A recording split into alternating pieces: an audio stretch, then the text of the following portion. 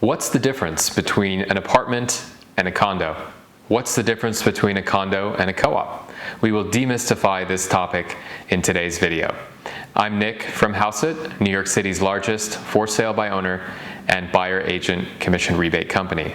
To learn more about ways to save money when buying and selling in the city, check us out at www.hauseit.com. The spelling is below in the description. Now let's move on to today's topic.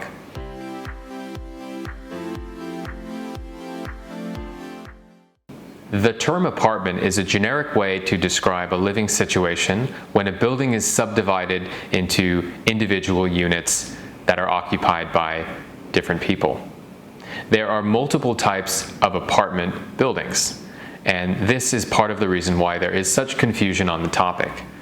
In New York City specifically, there are, generally speaking, three types of buildings that may be referred to as apartment buildings. The first type is a landlord building. In this example, a landlord, one individual or entity, owns an entire building. They own every single apartment in that building, and the people who live in that building are tenants of the landlord. The second type of apartment building in New York City is a condominium. In a condominium, there are individual owners for each apartment. The owners of a condo purchase the property and receive a deed, which gives them fee simple ownership of a specific apartment.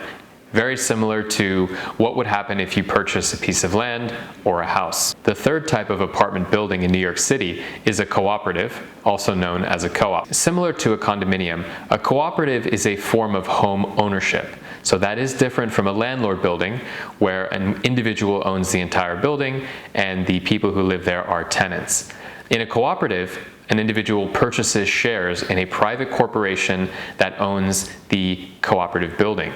The co-op also entitles that individual to the unique rights to occupy a specific apartment. This is given to the purchaser through what's called a proprietary lease. So just to summarize, there are three types of apartment buildings: a landlord building, also known as a rental building, a condo building, and a co-op building. There is technically a fourth type of apartment in New York City, and this is when you have a house that has been divided into multiple units. This is called a townhouse or a multifamily house. And in such a scenario, there is an individual or entity who owns a townhouse, and it has been divided, say, into 2, 3, or even 4 apartments. The owner may live in one of the apartments, and the other 3 apartments may be rented out. So technically, this is an apartment building in a sense, because there are individual units that can be rented, but it is different from a larger landlord building and certainly very different